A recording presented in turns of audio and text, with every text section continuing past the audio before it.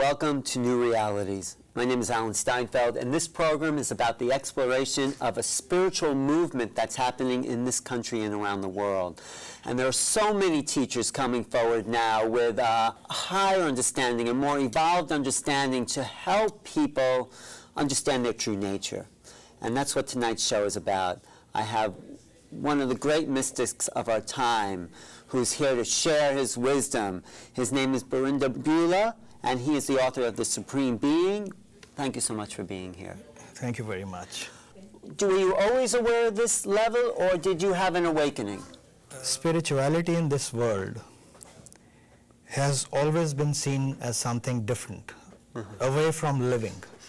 That's why the word renunciation comes in, and that is what scares the world.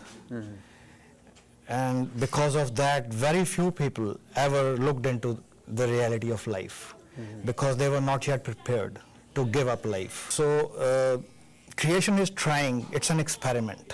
Creation is an experiment. So it is trying a new way of passing this message on.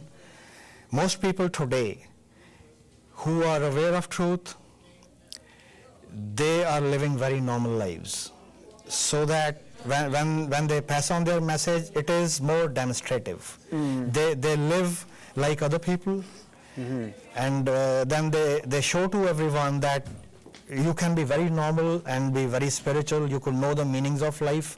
It will enrich your life. So what is the purpose of life? It is self-knowing. To know oneself is the purpose of life. That's right.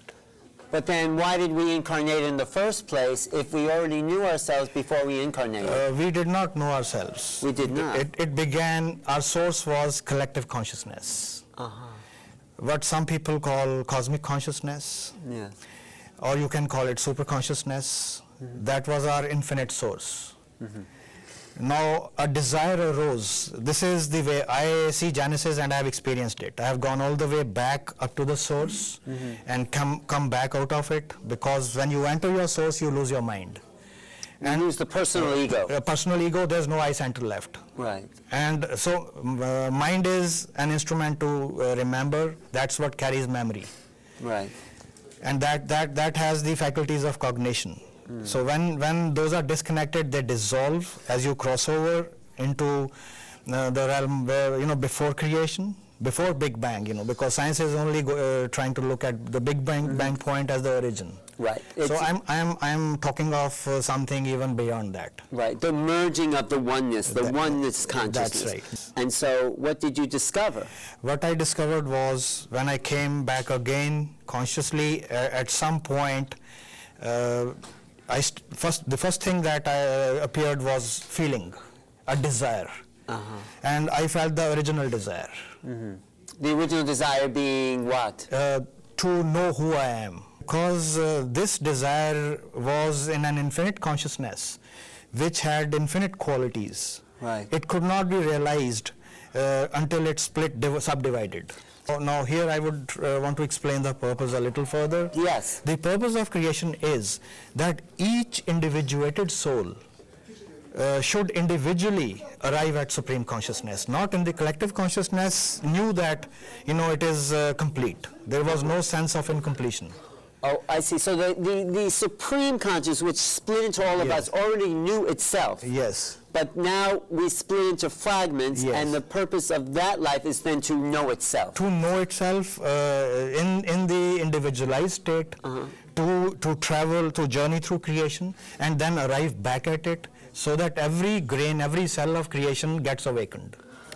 And so in the beginning, every cell of creation was not awakened because it was a whole. Collectively awakened, not individually awakened. And then after we're all awakened, then what? What is the reason for awakening? When we say reason is always, this is a question which only a mind asks. Because I'm talking of a realm where there's no mind, because we cannot imagine an activity or a thought without a purpose. Right. But I'm interfacing a realm which has no purpose. It could be like a child playing for fun. Right. Okay. So then the big question is, how do we arrive at awakening? What do we need to do to wake up to the divine? The flow of creation first takes a soul away from collectiveness, to define it, to differentiate the unique quality more. I need to know who I am, me from you. You mean I need to define my ego personality? That's what right. You're saying. Yes. And that needs to be solid in order to dismantle it. Yes, it has to become very dense. It has to first become totally divided and centered in the I. Right, separate from the collective. Separate from the collective and see entire reality in subject-object relationship. And we've already done that for so many lifetimes. We have done that. So that part's almost complete, except for people. No, but now we have developed the love for this consciousness. That's the problem. Yeah, that's the problem. So how do we get over the perpetuation of that pattern, that cycle? Where mankind stands today, the thing is we don't want to let go this state of reality, but we want, we are using the laws of material reality and trying to think that we might arrive at ultimate consciousness this way. Right. It's not on a continuum with this kind of process. So what do we do? What can I do to disconnect from my or somebody? If we see the yogis, if we see the traditional methods, what they do is they gradually dissolve the I. Renunciation also is one step toward that. They start, they go into dispassion. They stop relating. I mean, they cut themselves off from society. And these were harsh methods toward, going away from relationship. Because ego is all relationship. Well, the other path, though, is bhakti, total relationship, total service, where you also dissolve the self. No, I have traveled on the Sufi paths, which is very close to what bhakti is. But bhakti, when we look at bhakti, that is the initial part. What you do in the bhakti process is that is to collect your scatter of, when you begin, your loves are scattered. You love so many things. Right. Bhakti means integrating all your loves to one love. So we have to let go of the bhakti, the devotion path. Later on, that also has to be let gone. You have to drop that as well. So the people that go within and investigate the mind, they start to touch the eternal aspect of their soul because it's already inside them. Yes. But what is the practice that you recommend that we can do that? Any meditation.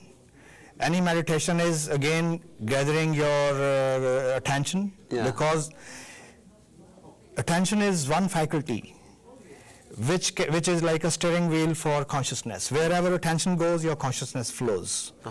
So a meditative process, what they do for some time is, because human mind is very scattered, it is fragmented. So meditations, gather them, make them single-pointed, and then you introspect better, then you look into your reality better. It becomes like a laser. So what do you teach? What do you teach your students? I teach basically that you should, you can never seek what you don't love. And my track record, my seeking, I didn't begin seeking because I wanted to move away from the world of suffering. Different seekers have come to seeking because of different reasons. Some people want to move out of suffering, so they escape into spirituality. Yes. It's an escape. It's an escape. But that they don't go very far. It's very, very difficult. Because I moved into seeking because, first of all, I lived in the material world up to the hilt. I did everything. I completely expressed my potential. I loved, as what did you do? As engineer? Not this life. Every lifetime I lived. I lived totally. I loved life. So without any guilt, there was absolutely, I was not at all religious or anything. You really enjoyed yourself. I enjoyed myself. So when then questions came that there must be someone, like when we look at a beautiful painting, we would always like to meet the painter. Yes. When I looked at so much beauty, so much potential in life, I thought there must be some creator. So the next step would be to meet the creator.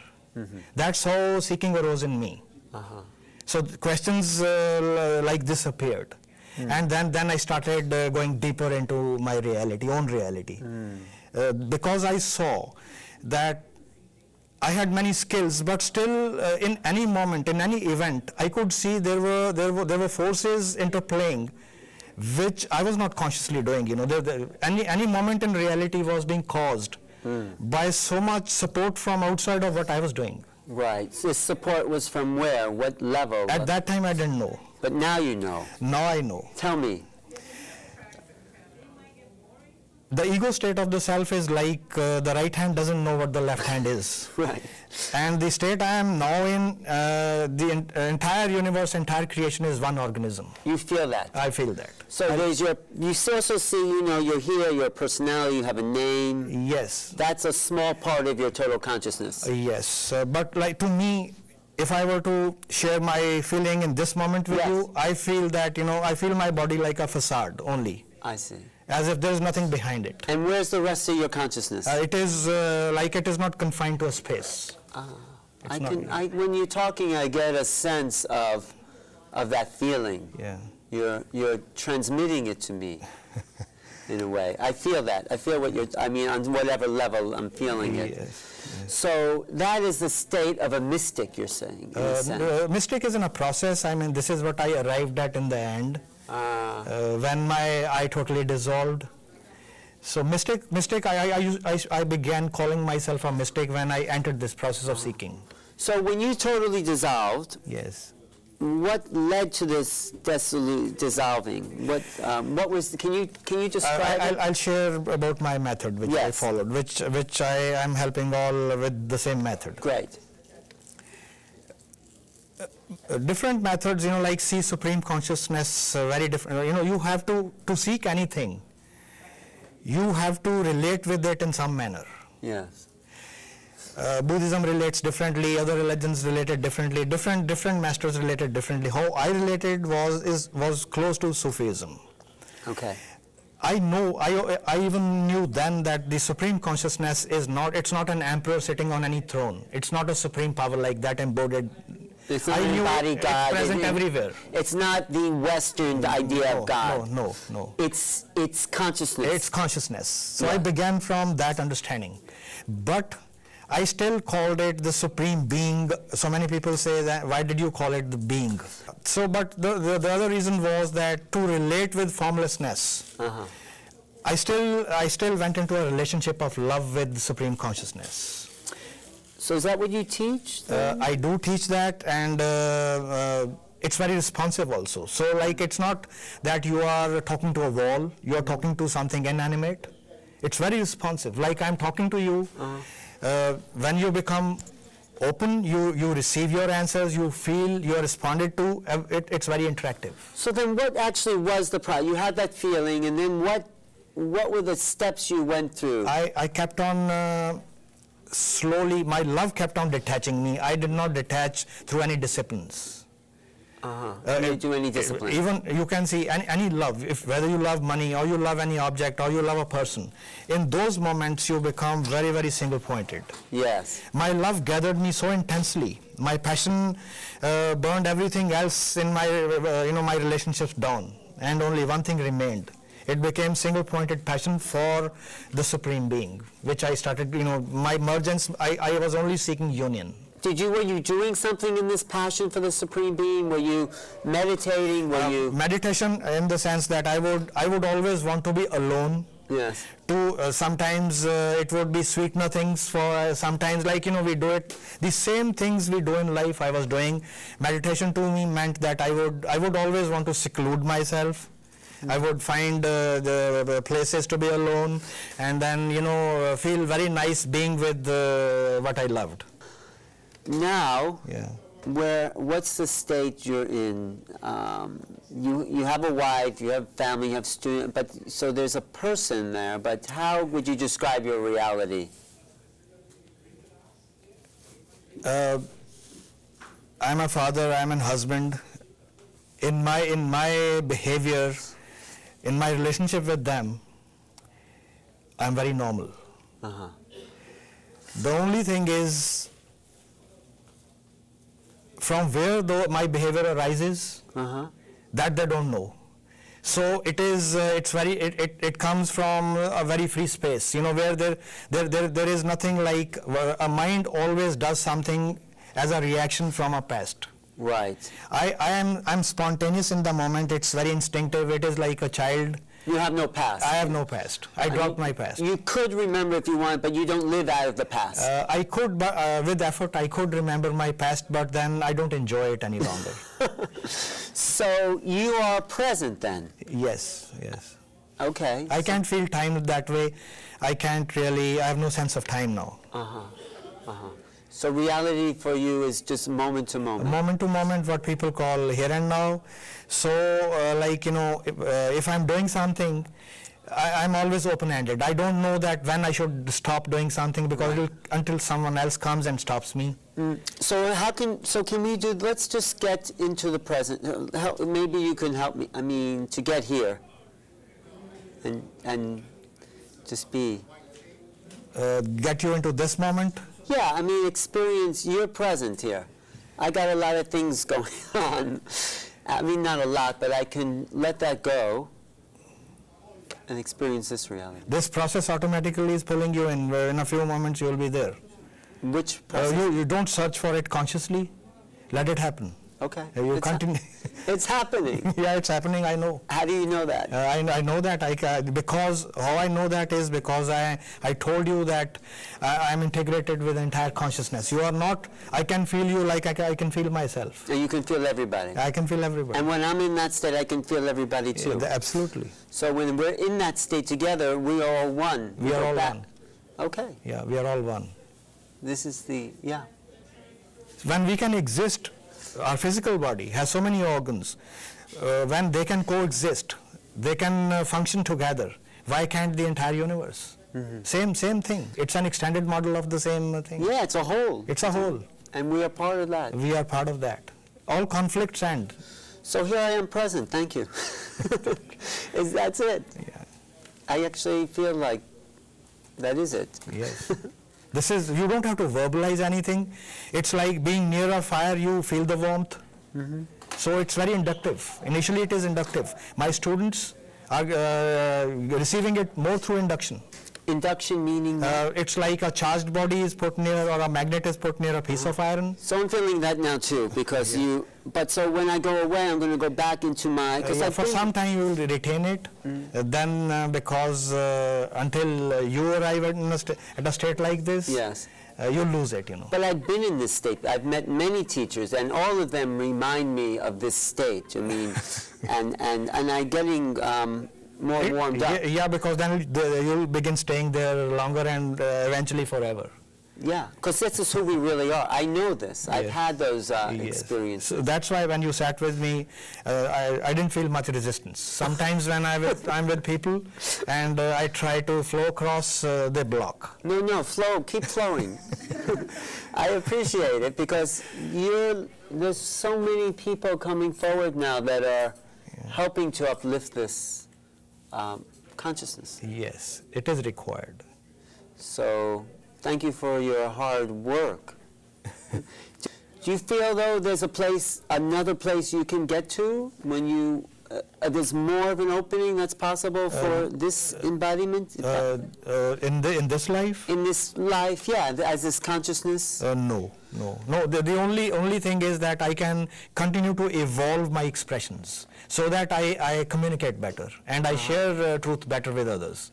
That challenge, because that way, that part of me is still a part of the creative process. I'm still flowing in creation for improving my expression. So you have the great awareness, but then the act of communication needs to be filtered through the personality in a way. That always is there because the device of expression which you create over many lifetimes, that's why initially you exist as a centered consciousness to create that device for the final flowering, the final expression. So, a sign of, ultimate consciousness would be that all questions end. You start feeling a sense of completeness. I get that. When there is no question left, the mind has no function left. And there's no agreeing or disagreeing. There is no agreeing or disagreeing. There's just being. Yeah, people like I don't debate. Neither people debate with me because it's only sharing of an experience. There's nothing debatable in it. So I think this is where our culture is coming to. Everyone will be able to live in this state. Absolutely. That's the script of every soul. I think this is what's coming. It's coming. It's coming. It's right around the corner. I think so. It is. Can we imagine what a society will be like with this? Beautiful, wonderful. It's like, well, that would be heaven on earth. That will be. Yeah. And we're beginning it. Yeah, it's like, I think it's touching everyone now. Yeah. Yeah. People are feeling it, some can't identify, and others are helping them, so it's quite generalized now. Whenever I'm not working, when I'm not passing on my message, I'm not sharing, I usually tend to fall back into the spiritual ocean. In the spirit of just bliss, of nothing. No, there is no experience over there, not even bliss. There's no... Because the deepest level which I'm talking has no experiencer left. There's no experience. So even bliss needs an experiencer. So when you fall back into the ocean, yes, how do you manage to get back out of the ocean? How you manage to get back is because the creative principle, the universal principle which brought creation into being, that pushes you back into creation until you finish living your script. Living your what? A script. Oh, you have a script. Yeah, everyone has. But can we change the script and become... We can change our script, but by that time, it's so unique and you love it so much, there is no reason to change it. Because you become one with it. One with it, and you love your script, because I would not want to be a different person. Right. So let's fall back into the ocean. Can we... Is it possible to do that now? We'll have to go silent. Okay. Be silent with me for some time. Okay.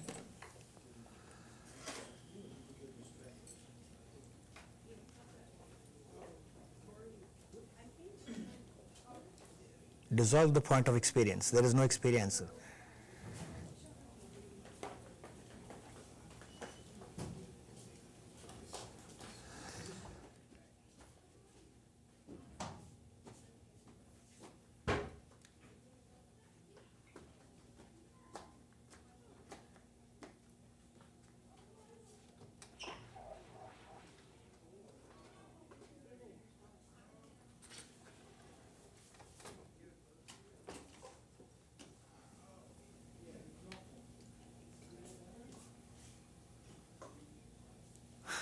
No, that's good. I feel it in my body. What are you laughing? I started dissolving myself. You started to, that's good. I felt it. I could dematerialize totally, but... You could have dematerialized? Yeah, but then... Oh, it'd be great to catch that on camera. But then that, it's not good to go that far, because then Pats get distracted and people start jumping steps and want to just go there. I want to get there. But can you dematerialize the body? Yeah, when I'm alone, I do. You do. But I was starting to feel a great... shift because we were not we were dissolving totally, there were no barriers left. But it was familiar feeling to me.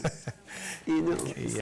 Sorry about the disturbance, but when we're in that state, there is we had no disturbance. There was no disturbance. The space here had absolutely no disturbance. It's all part of life. All part of life. That's great. It had the purest quality of energy in this space, Yeah.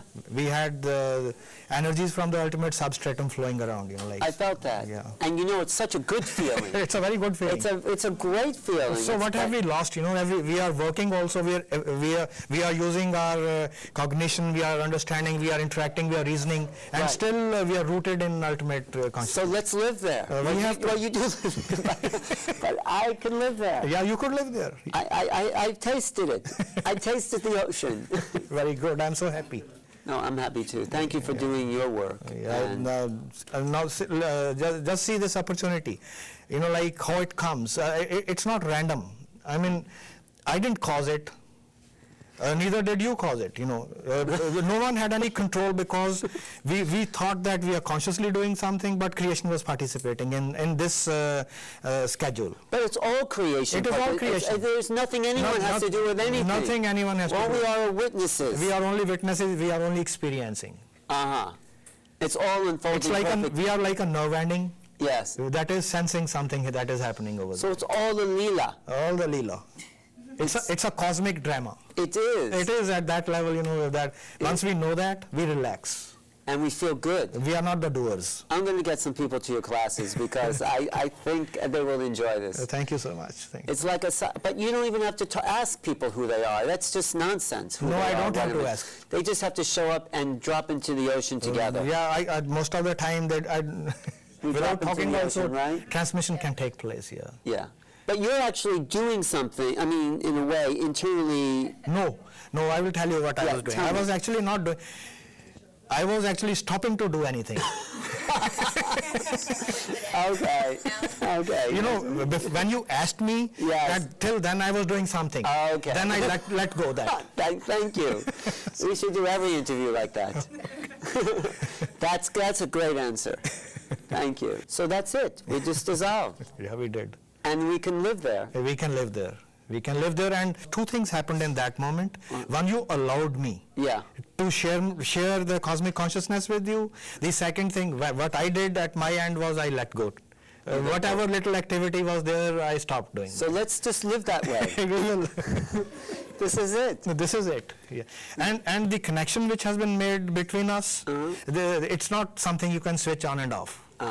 This is a relationship forever. But we had that connection before we met.